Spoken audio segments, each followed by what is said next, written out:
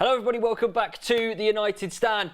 We're going to Wembley once again. We're already there in the semi-finals, but we're going in the final. I cannot wait. It's going to be huge. Hopefully, obviously, stopping Manchester City's treble. If they can get it, obviously, it's a huge achievement, but we want to keep it. We basically want to stop them doing it, don't we? Hopefully, they just don't win the league and then they can't do it anyway. But huge game of football. Wasn't the best in patches, but I'm here with the gang, Double A, Nuruddin and Kev. How are we all doing? How did we find it? Was it good? Nerve-wracking, wasn't it? Heart attack material. It was rough at the end. Yeah, it was a little bit shaky, you know what I mean? It was one of them ones, wasn't it? But no, for me, I think, in all honesty, the performance, first half, I think Brighton just dominated the game, didn't they? Possession-wise, passing-wise, they seemed to want it. But I mean, it's all stuff we can get into. But first off, the first thing I want to get into, which I actually just saw on Twitter, I will get this right. Mitoma, so as good as Mitoma has been this season, Ricky is, actually you sat in his seat, that's why I looked at you there. Ricky has absolutely bounded on about Mitoma, saying, we need to get him at United, all this. He did not complete one take on today. And that's Aaron. That praises Aaron Wan-Bissaka. I was just going to say, it probably tells you what kind of zone that Aaron Wan-Bissaka was tapped into today. It's testament probably to the tactics from Manchester United, because at half time, they might have had more possession, but in the final third, I never felt they were much of a threat. Everything kept breaking down, and I'm sure from Ten Hag to the players, listen, we are kind of down to the bare bones. Injuries have hampered this team slightly, but you still put 11 players out and everybody's putting a shift today. This is the difference from other games like Sevilla. I think a lot of the players that played against Sevilla probably had that in their mind today. It was like, we do not lose this game. We have to give something back. The thing which I know, and we'll get into this because we spoke a little bit off air about the substitutions used, but one thing, obviously it's worked out in our favour this time, right? We've got the rub of the green, as they say, but we've used our squad today, right? And we had to. It was 120 minutes of football we have to play. Like that's gonna affect. We've been playing 3 games a week for however long. Obviously, we've just gone out of the Europa League. We've still got, obviously, the important final now and the important top 4 race, right? Newcastle have just absolutely spanked Spurs 6-1 or whatever it was, right? That's a statement. And we do have a tough run in. We've still got Brighton to play in the league, Villa and Spurs. They're the next 3 Premier League games, I believe. So it's huge. But a kind of topic that has been recurring on the fan forum since obviously Beth has been presenting a lot of the time is David De Gea, right? And obviously he made a brilliant save. I can't remember who it was who had the shot. The McAllister free kick. I can't remember.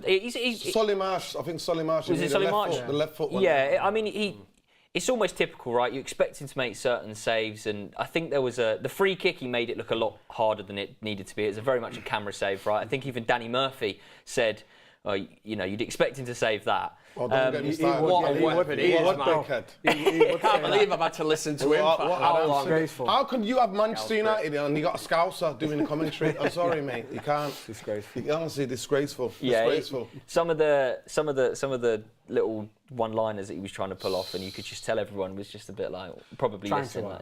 Mate, he couldn't. He became a Brighton supporter, diehard. You would think he used to be supporting Brighton for 50 years, the way he was going on. Yeah, it's like at the end, it's such a shame. Oh, it's not a shame. United are free. Shut up. Now, just saying what you're saying about David De Gea. For me, this is one of the biggest reasons why I can't wait to see David De Gea hopefully leave the football club, because he does not look intimidating at all. He does not build me in any confidence in any penalty shootout. I'm sorry, but he looks like somebody who's just won a lottery, like to go in net for a big team, for a knockout. Like he looks like that. He looks like Billy No Mates in the goal. He doesn't look intimidating at all. He doesn't look like he's got something, like anything, any of the shithousery that you need to do. Take a yellow card, do something, dig at that. You know what I mean? Grab the ball, do something. Like give me some presence. Penalty psychologically is a massive thing. It's all mental. No, it's not about ability. It's the mental. It is the mental thing. It's the pressure how much pressure you putting on yourself, and how much is the occasion getting to you. And David De Gea for me does not. It shows you Manchester United. If they would have lost that penalty shootout today, it would have been 8 out of 8. We've won 1 in 7. Right? So majority of times, who's the goalkeeper for Man United in all these penalty shootouts? David De Gea. Honestly, I love David De Gea. He's done an amazing service. Like I said, our divorce happened on that Billy, what's the name? Billy Marsh, guy from Sheffield. Billy Sharp, Sheffield United lockdown. That's when me and David De Gea parted ways, because I was like, you can't get bullied about what's 5'9" striker bullies you, and you go down and you don't even make anything of it. You don't hold your face. You don't put a doubt in the referee. So for me, David De Gea on penalties is huge. I want to have a goalkeeper that has got presence, that intimidates people on a penalty shootout. And it looks like, we were just talking off air, that Solly Marsh is psychological for him, because he's got brilliant ability, brilliant left foot, one of their biggest players, one of their best players this season. And as the penalties were going, I was thinking, where is he? And it shows you, when he had to take one for the team because he went to sudden death, and he had no confidence in it. He leant back, and even technically as a left-footed player, he leant back and the ball just went. Still travelling. I thought it was interesting at half-time when you were, at full-time, before they went into penalties, and Peter Schmeichel was obviously talking and saying he made his mind up before the penalty taker even stepped up. So in effect, it's like a 50-50, isn't it? Unless somebody goes down the middle, if you choose left or right to dive. But yeah, De Gea doesn't even seem to pick a side to dive to, does he? Just kind of stood in the middle. At the end but we won. At the end of the day, we won. Whether we think De Gea should be the goalkeeper or not, I just wanted to kind of put it out there, because a lot of people have a lot of opinions on De Gea. A lot of people in the chat are going ham on various different bits and bobs. Over the 90 minutes, though, I think he actually had a decent Yeah. I think considering what happened on Thursday, the only player, I said to you, Kev, the only player that you could tell in the first half it showed more was Bruno, because he wasn't affected by Thursday. He came in a clean slate. But I think De Gea, we saw he was kicking long. There was no really playing out from the back as often as what we've seen in the last few games. I think he had a great game, and it's something for him to build on now and progress. And like you say, he's not great at penalties, but we knew that anyway. We've got through, and that's the best thing. And that must have been a tactic after Thursday evening, the debacle of trying to play out from the back. Absolutely. Well, there must have been an instruction saying. You noticed in certain situations where the ball did get passed back to De Gea, and there probably was instances where he could have passed out from the back, and it was he's either thinking, screw this, it's going, it's better off doing that, or it's an instruction, right? And that's, you're better off safe than sorry at the end of the day. And yes, we do want to play out from the back, but with the personnel that we have, we are limited in the way that we can do it. So you got to read the game. You got to read the game. But he was actually better. He was probably better suited to play out from the back today than he was on Thursday with Lindelof and Shaw, because they both can do it to a better level than I'm not going to say his name. The centre back that was on Thursday. I just don't want to say it. Hey, somebody might come after you, mate. That's it. But you dare not to criticise. At the end of the day, Lord Maguire. I think he should be praised for it. He was good today. He was good today. Yeah. As Mourinho would say, if I speak, Kevin's telling you, I don't choose violence. You don't choose violence. Not choosing violence. It's been an interesting week. To be fair, all of the saves, I expect De Gea to make those saves. So he was a lot better than what he was on Thursday night, but he didn't have a spectacular game. So we don't want to make that. The majority of the saves, I expect David De Gea to make. Yeah. But talk about Mitchell, how did he stay on the pitch? Because he wiped De Gea out after being yellow carded for wiping Casemiro out. Please, we got to come to the referee as well, because today I thought I was alone. I thought I was alone. We'll touch on the referee a little bit. Darren says, any chance of Varane being back for the final? I'm none the wiser, in all honesty. We can only pray, right? I think it's June the 5th, the final. I think so. We've got June the 3rd. We've got over a month, right? So you'd like to say, should all things go to plan, hopefully he will be. Red since 1975 says, off topic, as a proud Welshman, I just wanted to say how proud I am of Jimmy Murphy being recognised at last. What makes it extra special is that the statue being unveiled on my birthday. Love that, mate. Brilliant. Yeah, you mentioned Victor Lindelof. I wanted to bring up Lindelof. I thought he was absolutely phenomenal today. Everything he did, I actually thought at one point, I think that what happened was, I don't know whether it was Matoma or whoever it was running down the wing at one point, clipped his heels, but I thought he pulled up with cramp or he pulled something, and I thought, God, who plays at centre? Casemiro's going to Scott McTominay. He's going to have to go at centre half. But no, luckily, I mean, look, as he's had his critiques in the past, Lindelof, right? But he's almost become Mr. Reliable in a sense. When he's called upon, he delivers in what he needs to do. Again, he's not going to be like a a Maldini type player, but he's comfortable, he's confident, he does a job. He's not the biggest, he's not a big aerial presence. He's not great physically, but if you do partner him next to someone who is, Luke Shaw is probably that bit more physical and technically probably better as well. I feel like it was quite a good little partnership that we had going on there. Do you think that possibly I know Maguire was obviously suspended for today, but do you think that could be a partnership moving forward? I think it works really, really well, and I think Luke Shaw should be praised for what he's come into 2 massive games and played centre-back at the Nou Camp and obviously today, and he's performed every single time. Lindelof, it's such a shame that his United career is going to be lumped with Maguire because he's known as Magaluf, and they're both seen as the Chuckle Brothers, people have called him in the past and stuff like that. But alone, when you look at his game, you saw it against Nottingham Forest. For me, he was almost contender for man of the match last week. Yeah.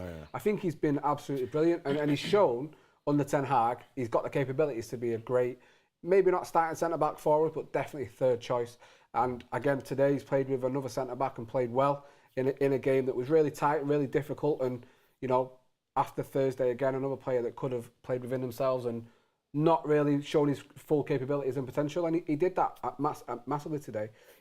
The problem you'll get with maybe Lindelof is that he should feel he's good enough to be a number one centre back for any team. I wouldn't be surprised if he does. There'll be clubs like your Inter Milan.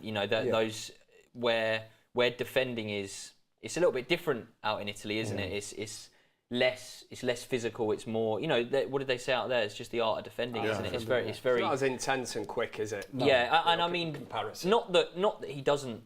Not that he needs to move. It's just some players, and this is why I think Maguire should move for his own career. Right? He wants to carry on playing for England. Surely he's not going to do that if he carries on sitting on the bench and whatever. But just to say about Lindelof, just to say quickly, I actually think he wasn't that bad on Thursday. I genuinely don't think he was that bad. And today you saw that bits of aggressive from him. Yeah. Aggressive since obviously the Martinez and Varane, and the way that Erik ten Hag likes proactive defenders who step in. And a lot of times today he stepped into a space where he was the last man. He knows how to, because he's played in midfield as well at times for Benfica. 6, I think. Yeah, so he can step in with a ball and shrug people off, and then bring the ball into midfield. But the only thing that you could say about him was holding the shirt of McAllister to get that silly yellow card. But hopefully we'll come to the referee because oh my god, for this. Yeah. Oh my god. But to be, I 100% agree. He gets lumped in. We're very quick because they're always the partner. Same with McFred, innit? Those two. Magalov, you know what I mean? Yeah. They get lumped in, and that's what it is. But he's more competent. When Lindelof plays for somebody who's competent defender, he plays better. Yeah. I do think Maguire brings the worst out in most players, in all honesty, right? You notice the win percentage since Bruno Fernandes, or whilst he's been captain, is astronomical in comparison to when Maguire is, right? Yellow Bathing Suit, interesting name, says, we need to raid Brighton this summer before Liverpool do. These players are amazing. Yeah. I did want to touch on, because I do believe that Caicedo got man of the match for the game. He was brilliant. Yeah, I mean, Manchester United have been linked with him before he actually got his move to Brighton, I think it was 3 million. Yeah, and I know, and this is one thing, because I know a load of people are like, oh, imagine if we got him. He'd just be sat in the reserves, under 21s. And he wouldn't be the player that he is now, right?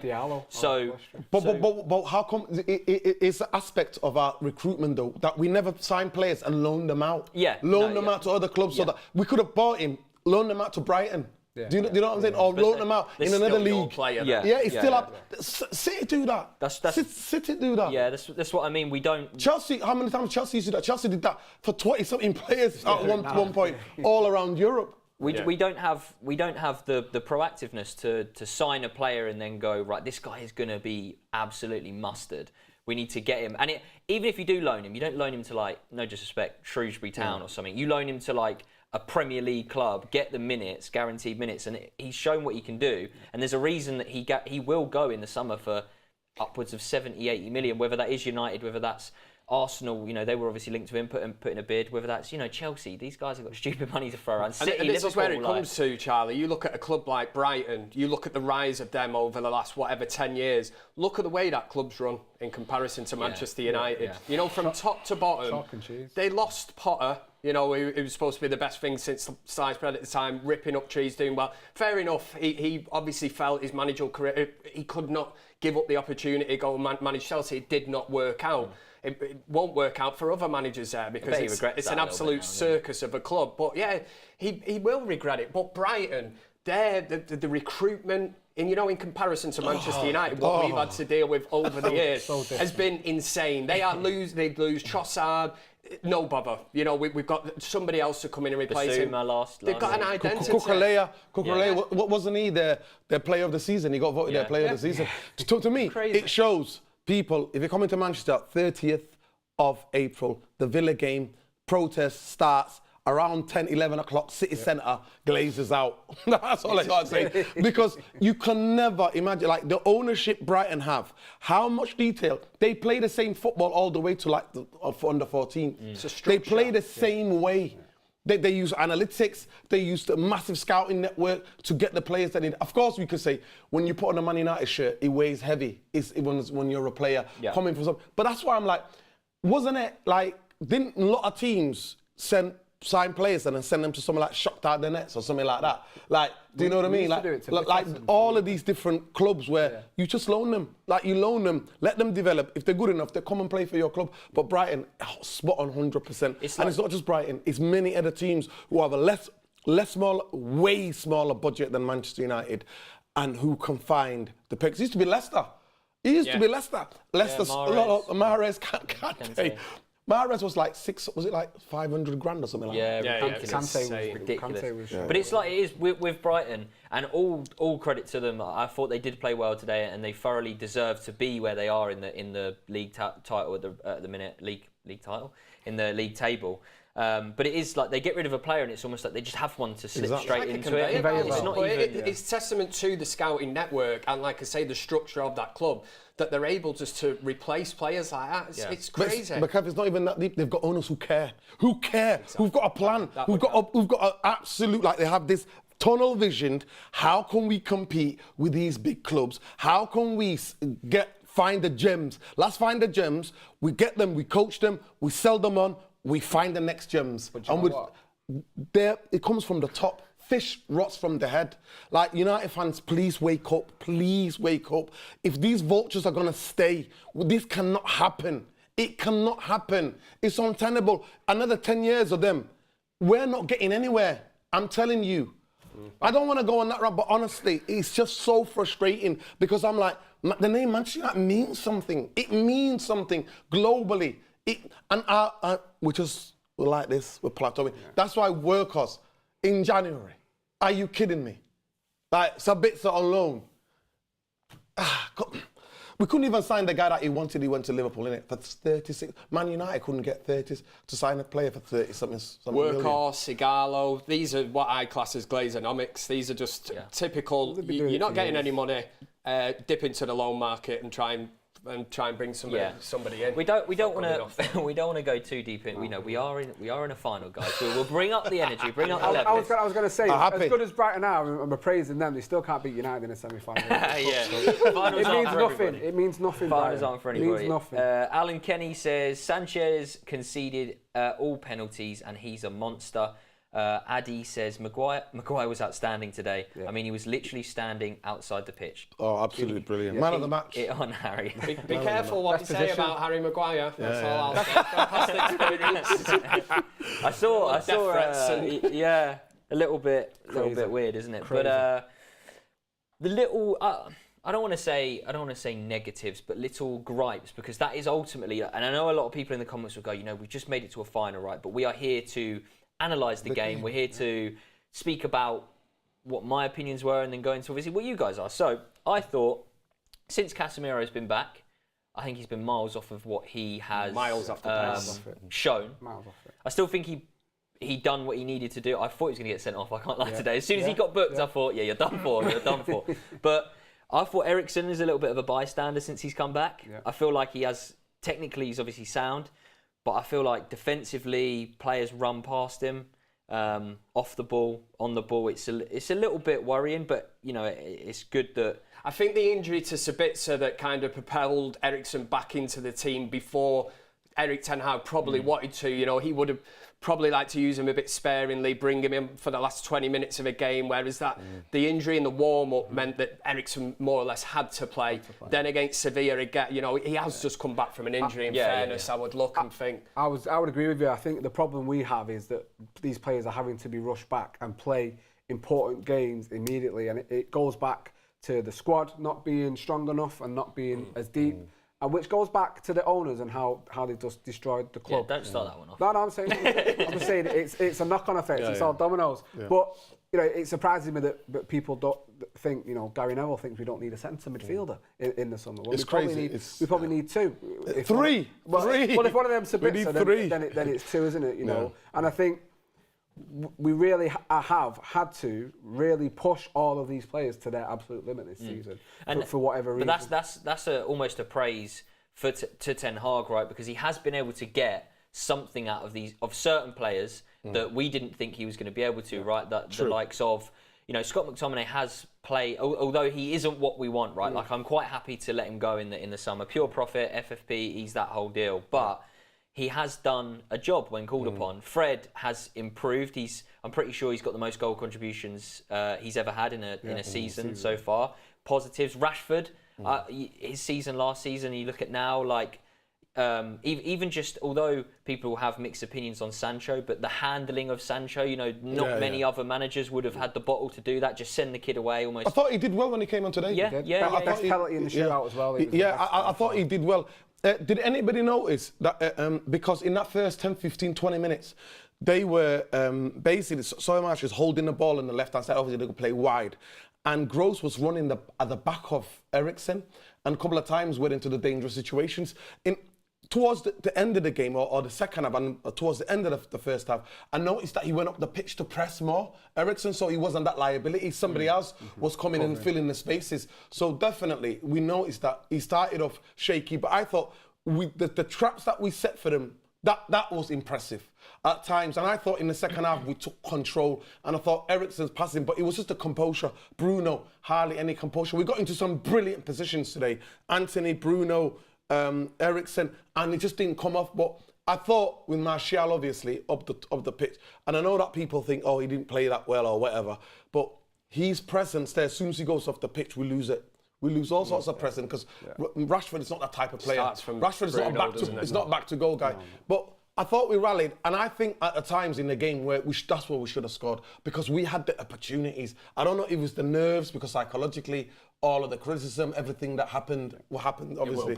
You know, and you can tell that little bit of confidence was lacking. But in terms of when we wanted to hurt them, I thought we did that. I thought in the second half, for large ways, we took hold of the game. Fred and we should have, Fred coming on really changed it. Yeah, because the press. They stopped running in behind and just getting beyond our midfielders. He's a dog, isn't he? Fred just runs like a we Labrador. Needed that, didn't we? We said that. We said Eriksen at the time, you could see it. You know, watching it, you were like, we need extra legs in here. Eriksen looked, you know, on his feet. It was definitely tiring. Even Casemiro to an extent, and you think you just need, you know, when some you're tired, legs in that's there when you make compete. mistakes. When you've got Casemiro on a yellow card, it's not. I mean, he done well, obviously, to not get sent off. There was a few. I mean, we will touch on the referee now. We'll go because I feel we're about 25 minutes into the show, so I feel like now's a good. We might just spend the whole rest of the time talking about the referee. But yeah, Nuruddin, take the floor, mate. Honestly, I don't know what it is, right? I'm not going to lie to you. If most of my friends who know me, or the people I used to watch football games with, I was always of the opinion Manchester United should never leave it to the referee. They shouldn't never leave. It's always the way we've been brought up in it, like watching United throughout the years, is that we should never leave the game to the referee. We should always have the quality and the presence to take the game. This season at Old Trafford, the referees are all lining up. Honestly, it's like 10 referees are going, hold my beer. No, you hold my beer. Any opposition player at Old Trafford, to get a free kick, you just got hit. Touch the grass. Any parts of your body touches the grass, you go down, you get it. Today, honestly, I'm in watching it with these two.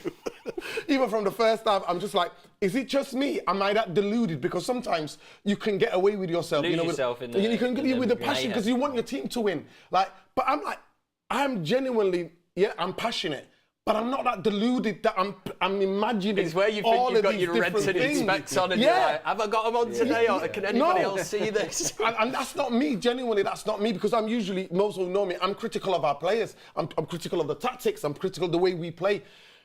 But the fouls today that he gave and the amount of yellow cards that he gave to United, when it was exactly same fouls or even worse to Brighton players, it was unbelievable. I can't stress it enough, watch it back.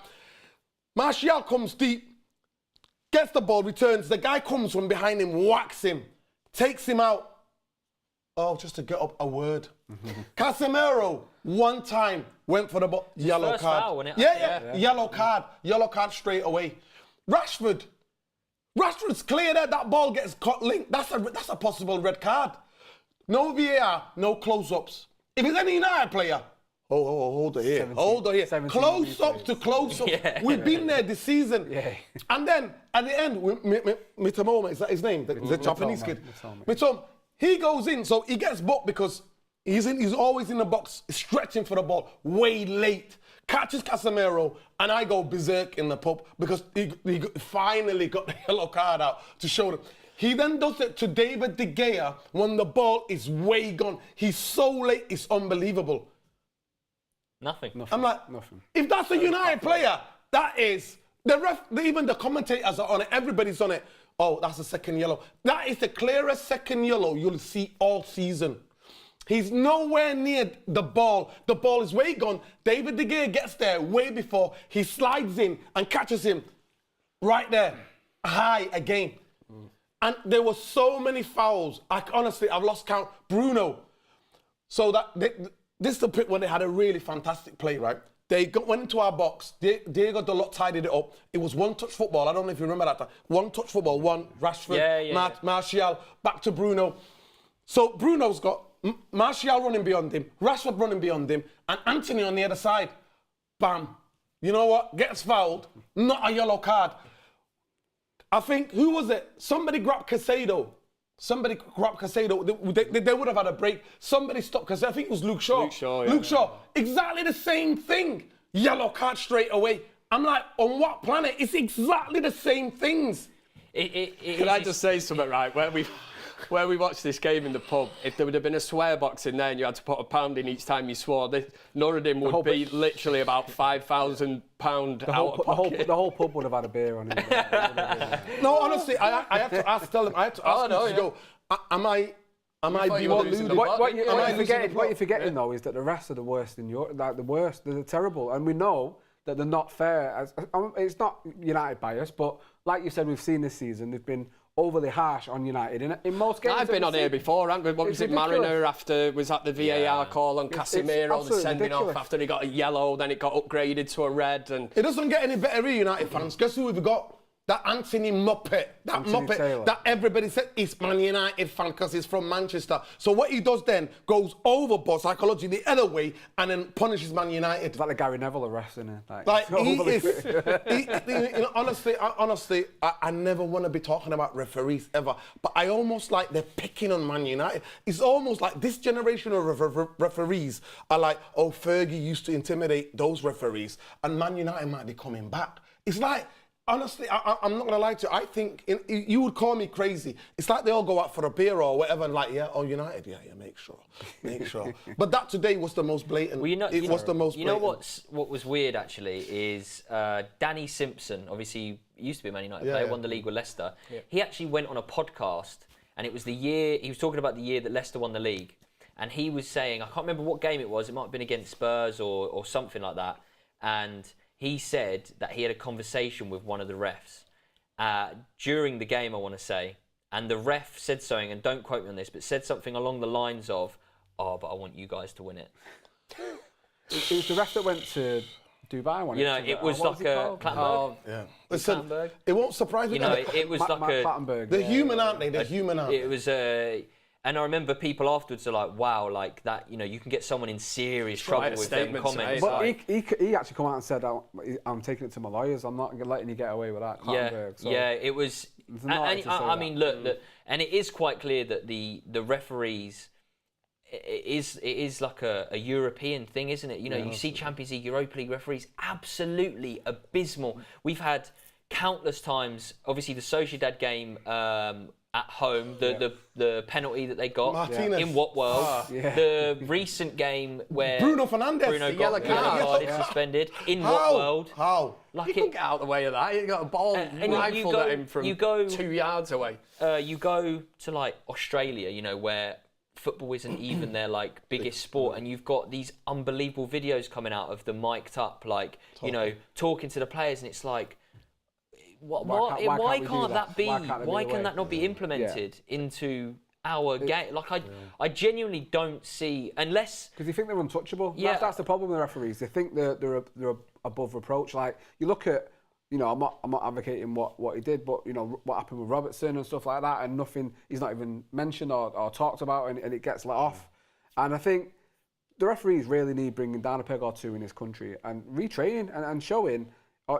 They spoke about it in the past, getting ex-players to be more involved with the referees and stuff like that. Maybe that's what needs to happen. I've got great time for anyone that elbows Andy Robertson in the head. If anyone deserves he's a national hero, but it's like, you know, if a player was to do that, you know, like we saw with Mitrovic, it's an 8-game ban.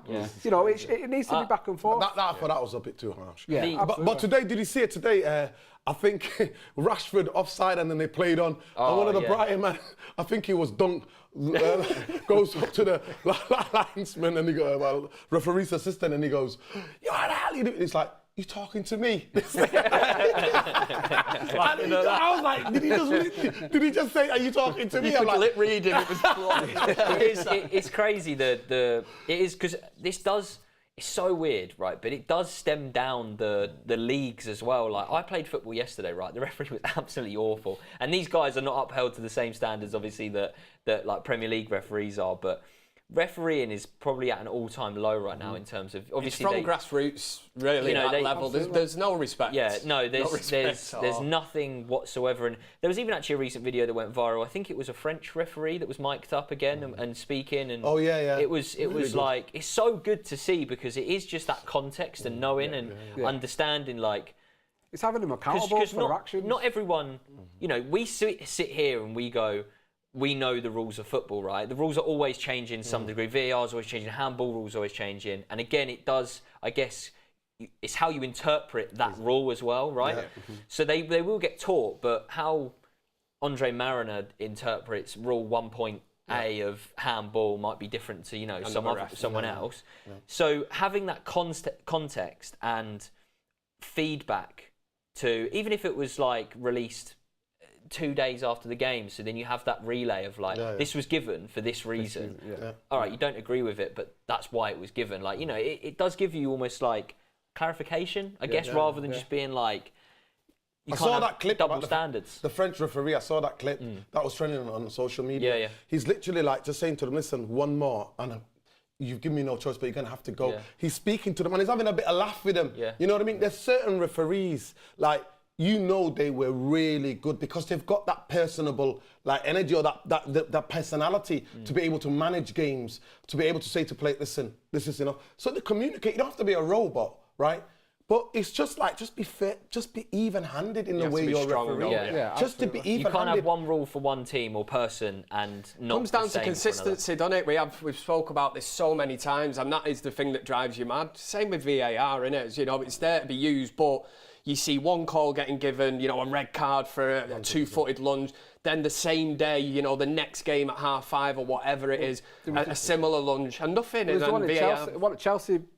One at Chelsea, they didn't get a red card, and the next day was when Casemiro got sent off. It was on João Felix. It was literally, the João Felix. Andre the day before. There's no consistency. And he was on the VAR, so he missed 3 horrendous challenges in the game where he was refereeing. Terrible. And then he's on the VAR, and then he's like going up, "Oh yeah, he's got to go." Listen, at the end of the day, I just think that was Craig Dawson, whatever his name is. He's just on a bonus. I hope you still got your bonus. Brighton lost, but I hope you got your bonus. Well, the good thing is, it didn't. Honestly, we got my manager. I think he had a bet on United, like more yellow cards and Brighton. over 3.5. His bet builder come in. I think, look, we're refereeing. We could sit here and speak about referees. VAR flipping all day long till the sun came down. It probably is coming down actually. But the most VAR could have been checked today was that moment on Rashford, because the camera, the BBC, they were showing us something else, and then we didn't see exactly what happened, didn't we? It's like, okay, show us again. We want to see it. We had the Scouts Mafia in charge, man. We had Danny Murphy telling us, Rashford, get up. And I'm not Made gonna a lie meal to of you, that. I know people who work for the BBC, I'm telling you, it's full of Liverpool fans, 100%. It's not even in doubt. And most people know. Because when you supported Liverpool in that 80s or whatever, some of the people who were the producers and stuff like that, people who were on there, loads of Liverpool, man, loads of Liverpool. It is what it is. I'm hoping it's going to be like that in the future with United. You know what I mean? With United fans everywhere. I'm hoping that. Yeah.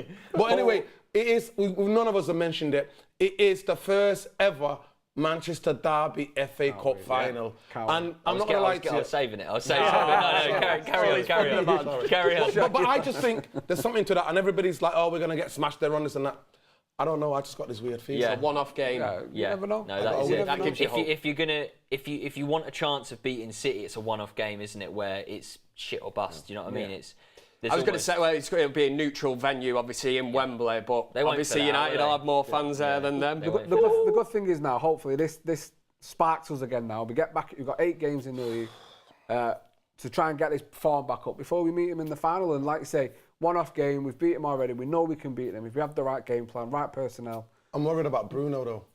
The injury? Yeah, the injury. We'll see. But you know, knowing Bruno, I reckon the one I thought that could have cost us, today. No word of a lie. He'll have his magic milk juice or whatever it is. That green liquid that he got was having on the side. Honestly, that's the first time I've seen him this season. You know that we've seen him like Old Trafford. He's took many knocks this season, and that was just a weird way where it's because of the pitch. Wembley. A few people were falling. Nobody plays on Wembley. It's a dry pitch because it's not like kept up like the rest of the rest of the grounds. Like because those grounds people, they know exactly what's happening. So it was a weird off the ball twitches and lands.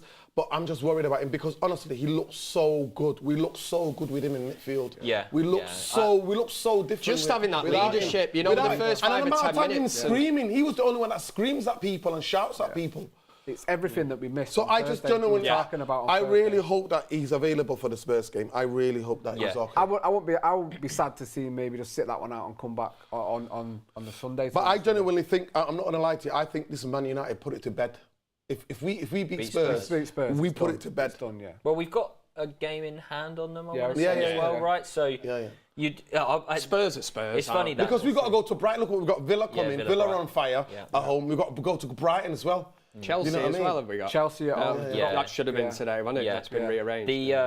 I mean, we've got a difficult period, I guess, in the Premier League, right? As you mentioned, Brighton, Tottenham, and Villa are the next 3. I don't think in that order, but they're the next 3, and that's all teams. Obviously, Spurs are fighting for top 4, and then Brighton and Villa are unbelievable after Emery, aren't they? They were I want to say when he took charge, they were definitely bottom half of the table, and now they're absolutely flying. Well, from a United perspective, from our perspective, now this FA Cup, this trip to Wembley against City becomes. It was always going to be huge anyway, but as a United fan now, you want to stop this nonsense talk. Well, it's not nonsense talk, but of the treble. That is all you will hear now. Man City, are they the best Premier League team that we've ever seen? This, that. How do they compare to the 99 team of Manchester United? We can end that within 90 minutes or whatever it takes at Wembley. And I just got to say for people, innit, because I'm that history bit of a nerd, Man United stopped Liverpool from doing the treble in the 1970s. Yeah, 70s. In the 1970s, Lou Macari, if I'm not mistaken, scored in that final. So big up Lou Macari. Man United have done it before. At the end of the day, the whole world is going to think we're going to get smashed. The whole world, they're underdogs. Nobody is ever going to give Man United other than United fans. That's what I've seen on social media is just, it doesn't matter, you're going to lose to City. This is it. So the whole world is going to be, and I just hope and pray that those United players use all of that energy. Yeah, take it in and use all of that energy that nobody is giving United a chance. We're going to get embarrassed. City fans have been texting me saying, you know what, you're going to get embarrassed. It's going to be 5 or 6. Okay.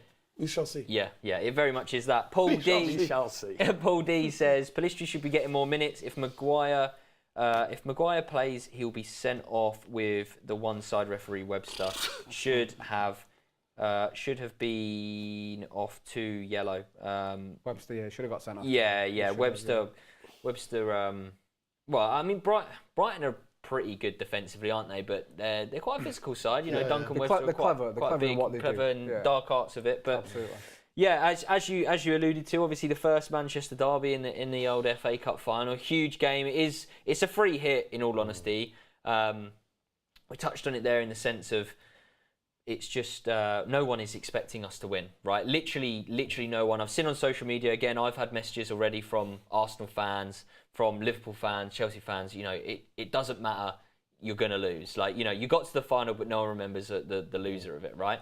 And it is, okay, like fair enough. Like, I'm not going to go out there and be like, yeah, we're go overzealous and be like, yes, we're gonna batter them. But we've beaten them. We've beaten them already. We've beaten, I'd say, better sides than them this season. Although, you know, they're in incredible form right now, but they haven't been the whole season, right? There's a reason they're not first in the league. We've beaten them. They're a good side, and yes, they have good rotation players. But if we're going to be the underdog, embrace it, like Nuruddin says. There is weaknesses in that City team, as we've seen. Like I said, we came to Old Trafford and we beat them, and we played really well against them. You know, I'm not likening us to Wigan, because that would be a disrespect to Manchester United. But everyone thought they were going to smash Wigan in the FA Cup final, and it didn't happen. A final's a final at the end of the day. It's an occasion. United have been to not Old Trafford. I've been to Wembley twice this season and come away with a win. So we've got good form there. Just keep it 100%. All we have to do is keep winning, get this top 4, finish 3rd in the league, get as many wins as we can now, get some form back up. Got 8 games or however many we've got left to really push forward and just go there, and you never know what's going to happen. And Manchester City will be wary of us. They're not going to think, you know, that they're not going to be overconfident. The fans are, as you know, they will be. The players won't, because they know United can be dangerous and what we can do on the big occasions and when it's needed. And I think I'm not confident, but I'm expecting us to show up, because that's what we need to do. Nobody gave us much of a chance this season at Old Trafford. You know, we were 1-0 down. Somehow we turned that around. The biggest thing, though, for me is that no more significant injuries.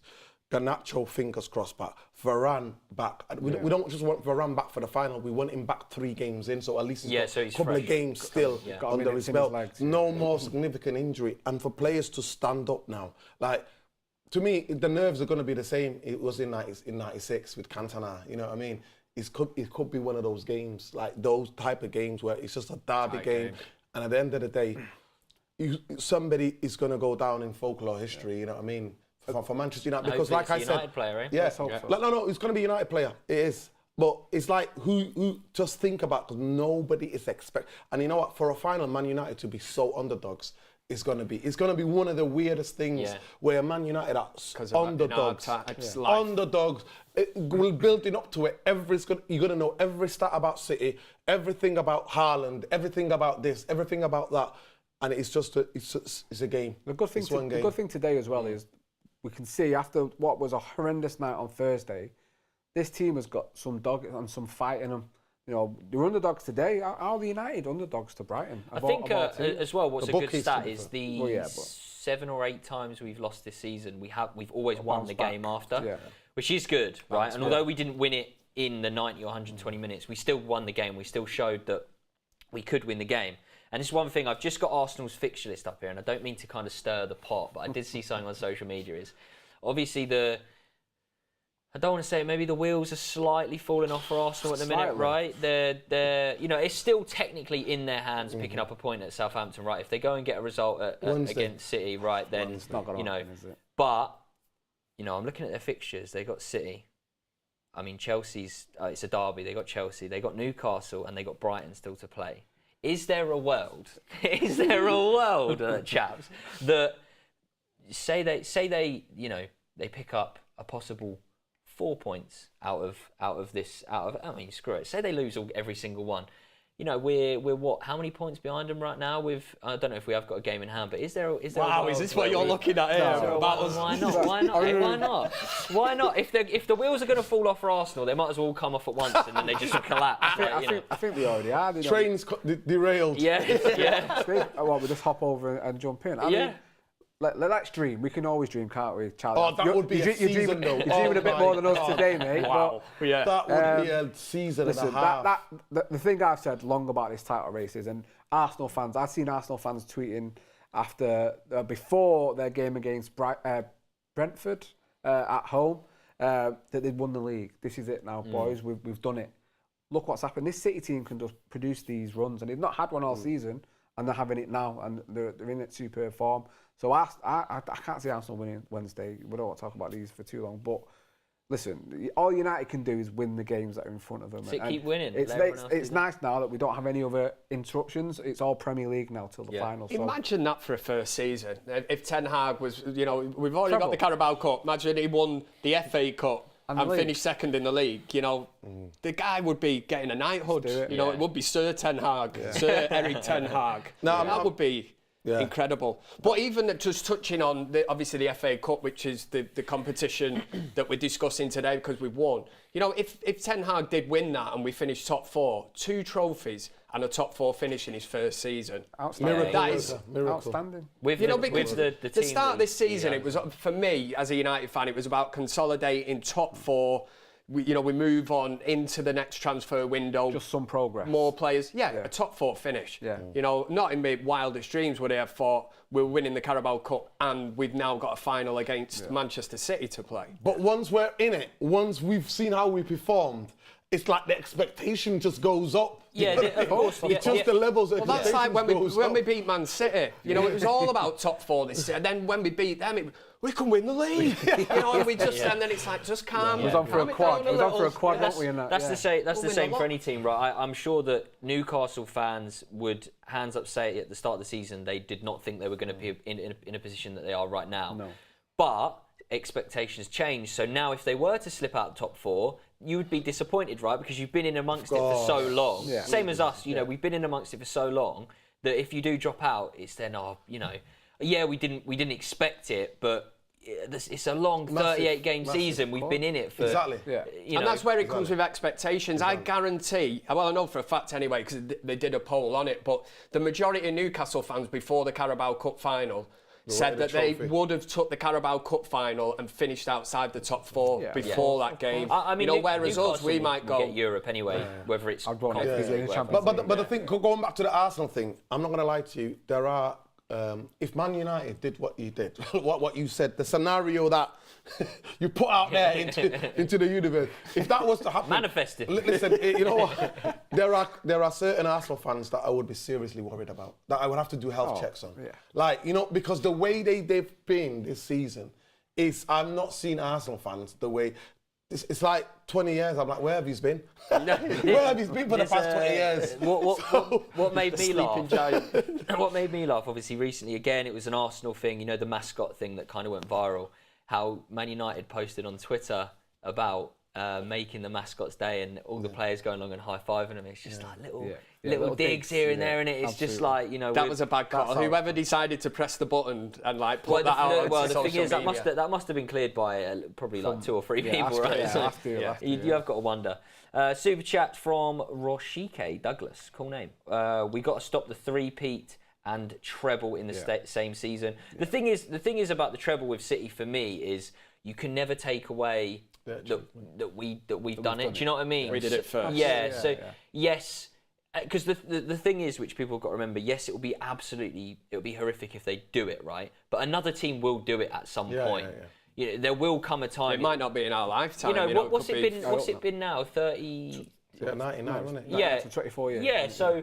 Cycles, it's gone. Yeah, before we did it, it was about 20 odd years before that someone had done a treble. So, and like I said, Liverpool were a game away from doing it. There will come a time. It could be this season. It could be in another 10 seasons yet. That it will happen. Yeah. But we did it without sugar daddy, innit? Yeah. Just no City fans, innit? We did it without sugar daddy. We've been there, done that, and you can't take it away. So you have.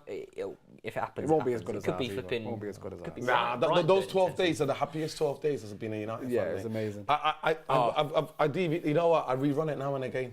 It's on YouTube, by the way. I just when I'm feeling bad about United, I just put that on, get that on there. Those 12 Better days, days. where It's the the most unreal time. like, I can't tell you enough about people in Manchester. The farthest I remember, I stood on a traffic light on Chester Road, and the farthest that I could see, I could see people like of red. small, like just small, and then you look back, and the farthest that you could see that. Yeah, it was just Deansgate was just honestly amazing. You know, It was the slowest bus parade in the world. Yeah. Because people are just running wanted to into the stop bus. it just to see them. I've never seen so many people like building, scaffolding, so many people holding on to stuff at the side of buildings. It was just It's crazy. Amazing. I imagine that the health and safety regulations around that now happen, would be got no absolutely chance. ridiculous, wouldn't it? People getting thrown under the bus. Lampposts and all that. Yeah. But no, I mean, look, we're heading. Who's going to towards- celebrate if they do it? You're just going to hear a little The noise, last goes, a couple of fireworks. The last goes to go Yeah. down. And you're like, you might be at Piccadilly and you're like, There'll be a few fireworks going off in Beswick. you're like, what's going on there? Oh, and then, in the far distance in Stockport there's a bit of fireworks up there. innit? And then there'll be That's some kind of myth legend, you know, that 5 million City fans turned up from Stockport to celebrate it, and you'll be like, no, you didn't. Nah, mate, it's not even No, they 100,000 in Stockport, mate. I wanted to also bring up obviously the two retro jacket and obviously shirt FA Cup final. Wembley, That's why I had to put it on today 85. for good luck. And when is yours? Remind me. Obviously, so it's 94, 96 for the Cantona against Liverpool. Obviously, Yeah. being a big kit guy. I was at that match with my dad. Yeah. Yeah. Nice. So obviously, One of the worst cup finals ever, but it was what a terrible. But that glorious goal, end to it. especially Yeah, that season, Cantona. and come back and everything and done the double. But I replayed I had a that jacket one. on and thought it's either going to go one or two ways. If we win, I'm going to have it out. And Kev kind of forced me to. But it had to be shown today. I'll even put a collar. Why not? Yeah, ooh-ah, Cantona! No, it's great. But Alan Kenny has said FA Cup final will have talk about it. Then the Champions League final. Well, we don't need to worry about the Champions League. We can worry about Champions League next season. Real Madrid and When Milan we're in it. anyway, so it don't matter. Come on, Real we're in Madrid it. Milan final. Yeah. That's Come on, what I'm Madrid. saying. A la Madrid, Predicting it mate. now. Real Madrid. A la Madrid. But we have made it to the final. We've obviously, as we touched on, we've got over a month till that, right? We've now got a huge run in with the Premier League.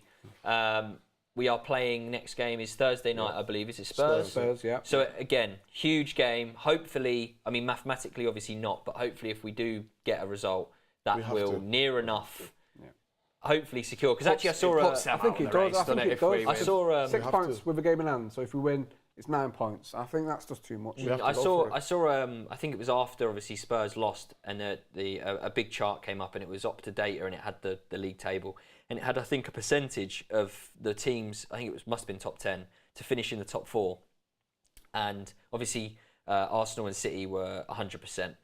And I think obviously Newcastle were in third at the minute were 88%, and then we were below them in 92, and then it went like. It was, I don't even know, because Danny Murphy had a gripe at it as well again.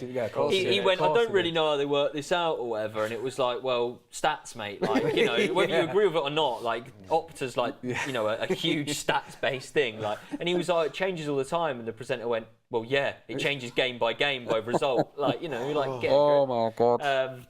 But no, I think... How, Danny? How? I was just going to say, how's this man making a living? But It's a good thing. It's a good thing he had a bit of talent with his feet. And you know what? Otherwise, he'd be Back in the struggling. day, I actually used to go to certain raves where he used to be at. So yeah. Yeah? Yeah. He used to be all right guy, to be fair. Well, but it's what it is now. Liverpool. His raving days have taken its toll. Honestly, they have. They have. Mash now. If you know, you know. Havanas. If you know, you know.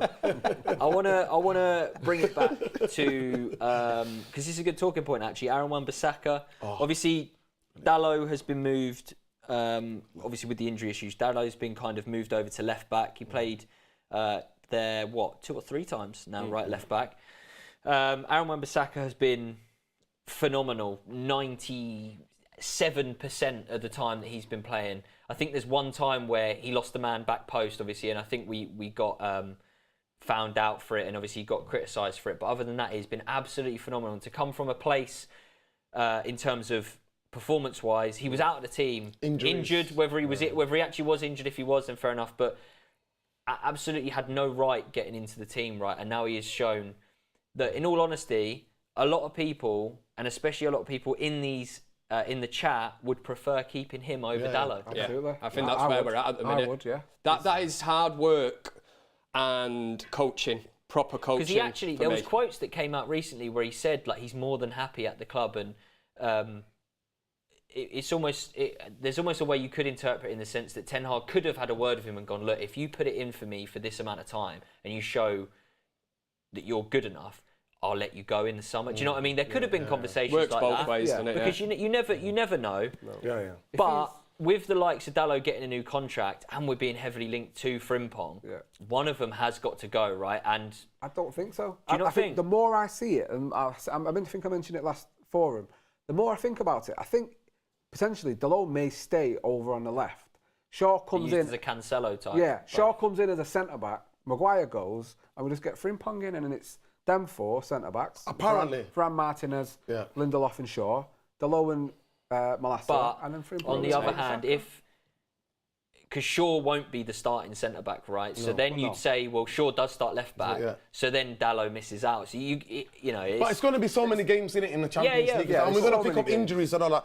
You know what? I've asked around, like, because I don't watch. Is it playing for Leverkusen now? Leverkusen. Yes. Yeah, I don't watch Leverkusen, and I've never watched or tracked this kid's progress, so you can't really have an opinion on it. But I've asked people who've watched him, and they've said to me, he's actually more of a wing back. He plays better like as a wing back than he's a right back. And I'm sorry, you did not get into they're not like Holland are blessed with so many and fantastic, right? This guy, some people have said to me, Dumfries is actually better than him. And Man United fans are like, nah, Dumfries, no thanks. You know what I mean? Yeah. Like we were linked with Dumfries at the beginning of the season, and in January again, and people are like, no, don't. So I don't know where this obsession is. Or it could be, I'm not gonna, you know what? It's not the first time it'll happen. It will never be the last time it'll happen. But it could be that his agent is putting it out there, putting it out, like really putting it out, saying, yeah, United. And then what happens? People then start watching you, thinking, oh, who's this player United are interested in? And then I've seen that before. I have seen so many times. Guy Khan was the Guy Khan was the guy. You know what I mean? The guy from Benfica. We were linked with him. Guy Khan. I don't know if you remember that guy. It was Guy Khan. I think Guy Khan or whatever his name. He's like, we were linked with him, and I'm like, he's got to be his agent. I'm sorry to say that. And that's what it feels like to me about Frimpong. To be fair, in the press conferences, I remember Eric Ten Hag talking about right back. He did say, he didn't mention somebody like, you need somebody. But that's before Wan-Bissaka stepped up. Was nowhere. Do you know what I mean? He went AWOL, didn't he? For injuries or illness or whatever was going on. So, but at the end of the day, listen, one thing about is the fan base. They watch football, and you know what? These pundits are like, you've never played a game. No, at the end of the day, when a player comes back and redeems himself, it's all there to see. Because the way, you can't hide on a football pitch. And since the World Cup, he's been phenomenal. And it shows you today, one of the biggest weapons of Brighton. I think he did it once in the 97th minute. He took him, and then somebody else came and cleaned up. But it wasn't a proper, take on. He did have a take on, and then one time he got away from it. He got in behind. He came in and then spun behind him, and then somebody else cleared that up. So he silenced him, and we all know. Anytime we come up against somebody who's tricky, we worry about St. Max. You know what I mean? All this time, we're all at ease. We're like, he was turning Spider inside out. You know what I mean? Wasn't he? Spider's got this. He's brilliant. But I think with Wan-Bissaka, for me, it's like I say, it's one of the best redemptions and comebacks. He's redeemed himself and more. Unbelievable. He's up there conversation since turn of the year. Arguably our best player, I think. He looked so much better, comfortable. He was taking people on today, tricky, quick feet and stuff like that, which we didn't see before a lot of. He's like Bambi on ice at times. He still does look like Bambi on ice. A lot, but he looks more composed doing it. No, that's the problem. Especially him and Anthony. Have you noticed? Diego Dalla Anthony, it's not the same chemistry. Those two Mavericks, it works. It somehow works. But we have to also respect Eric Ten Hag in it, because the vision that he has for Man United and the way that he wants to play, Aaron Bissaka or Diego might not be good enough, because he wants. If you see the Ajax, their fullbacks at times and I only saw this in the Champions League, and like I said, I never watched the area division, but I saw it in the Champions League, their right back is literally having shots with the goalkeeper, like one-on-one. You know what I mean? He's inside the box, he's in that little, you know, just outside the 6-yard area. So in the way they would have played, does he think that we're going to need more from the fullbacks in terms of assists and goals and stuff like that? So it's going to be, but at the end of the day, I want to keep, no whatever lie, I would keep Aaron Bissaka. It means if he plays 6 or 7 games, because we play against 7 tricky wingers or inverted wingers, just to play him. But I think I just look at it and think, with injuries and everything, sometimes if you play 3 at the back, he could play on the right-hand side. And he gives us options. I feel like for the fans, or for most fans, it would be, if we were to let him go, it's very much one of them departures where you're very much just like, really, like, you know, and there's not many of them, you're like, oh, do we have to let him go? And keep Maguire. Oh, we let him go and keep Maguire. Don't even say that. Like, are you kid? Are you? But that'll come down. What are people smoking? But that'll come down to the player's ambition, and I think Wan-Bissaka will want to go and play first team football because you believe Dalot's going to sign a contract. So if we get Frimpong, it will be Wan-Bissaka. But it's because he wants to play football. Maguire doesn't. Maguire's happy to be Manchester United captain. Has nothing to prove. So. He won't be captain. He can't. He won't. You know, he won't be. But at could the you moment, imagine the pressure that's on Frimpong as well? If, let's say we let Wan-Bissaka go, could you imagine, like, for the fan base, the expectation of the fan, it's not fair on the player as well. But you won't be a top level player. He doesn't play like him either. Yeah, and all what this would be, just keep him for a season, let him embed in, let him play some games, and then see how, because to me, it's too much pressure. I don't think footballer think like that. Honestly, a footballer gets a move to Manchester United, he's going in and I'm going to play my way because the manager wants me and not him. I don't think he's going to come in and be like, oh, I'm living in Wan-Bissaka's shadow because Wan-Bissaka's shadow's not that big. No, but I'm telling in terms of the fan base. Like, in terms of the fan base. But the fans come on side when you put the performances in, for me. I think personally, that's what I just genuinely think if he's an experienced fullback and that's played and he's in mid-20s, it's different when you're like in your early 20s and this is your biggest move. I think... But he knows he comes to United, he's got the chance to make it his own because he's only got another young fullback in Dalot who, you know, hasn't really shown the form that he's done before the World Cup. Frimpong comes in and thinks, fresh start, summer, this position can be mine. It's competition for places as well, isn't it? Absolutely. Which is something I think, I wouldn't necessarily... I mean, I'd be not necessarily opposed. I'd be more than happy to not get a right back. In all honesty, if we're comfortable in keeping Dalot and Wan-Bissaka in a better area, then 100%. Obviously, if one of them do want to go, if contract talks, if we can't come to some agreement with Dalot, then in all honesty, right now, if I had to pick, then I'm picking Wan-Bissaka to stay. And that might be, you know, recency bias and all that, but like this guy has been on fire, like for since the World Cup, since January. So, you know, and I'm not gonna lie, it'd be really interesting to see a percentage of the poll. Honestly, if that became a poll question, I would really be fascinated, and I think a lot of United fans will be with you 100%. Big shout out to Dalot though, because he's done a fantastic job in 2 games. No, No, I just think, you know, there's talk about his form not coming back to what it was.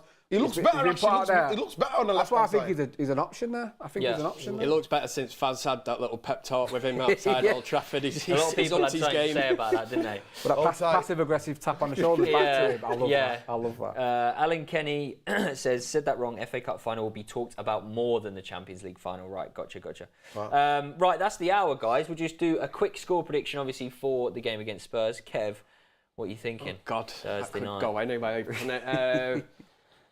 I said this to you earlier, didn't I, as well? I said, it's typical of Spurs to turn up on Thursday night. I will go for Man United 3-0. Yeah, Nuruddin? That's confidence. I don't think their manager has to do any team talk. I don't think the training in the next couple of days because of the humiliation, what they suffered today. I think if Bruno starts and plays, we might get the win 2-1. But Bruno, to me, is a massive player. I think it's very important how Ten Hag approaches this game. They've just come off an absolute spanking. Yeah. And they're at home. Even though they're at home, their crowd are going to be anxious. I know a lot of Spurs fans, and they're not happy. If we get at them right at the beginning, we could potentially do exactly what Newcastle did today. We also have to be at them. If we do that, I'll go a 3-0 as well. Give it to him big time. Yeah, I mean, our away form hasn't been great against the positivity top We're in the final, 6-7 teams, but no, I'm going to say I'm pretty confident. I'll just say the last word. the best performance I've seen this season from Manchester United team was the Spurs game for 70 minutes. It wasn't 60 minutes. It wasn't a half. Huge. It was over 75 minutes. Man United controlled that game, and they only had maybe the first 10 minutes. It was an even game. Fred needs to After play that, it was so. Honestly, if there is a game where Man United need to go on, do it again. Come on, and then we put that to bed. Like literally, I think United win there. We put it to bed. Like we knock. It's like a final. We knock them out of the top four. Yeah, exactly. And there has to be a big shout out for Victor Lindelof today. You know, when he come to Manchester United, he come with the nickname the Iceman, and I was like, I wonder why that is. Is it because ice melts under heat? The Iceman cometh. The penalty today. The pressured penalty, and he puts it top corner. Yeah. That's when I looked and we were like, that's why he's called the Iceman. I get it now. Man of the match for us today. 100%. Yeah. Last super chat before we round it off. Addy says Maguire is MOTM, man out of the match. Get out, Harry. Nice one. Good one to end on. Loved it. Really appreciate you guys for obviously stopping by. Obviously, we're heading to Wembley once again. I love it. I love it, people. Leave a like, subscribe if you aren't already, and we'll catch you in the next one. Bye-bye. Come on, United!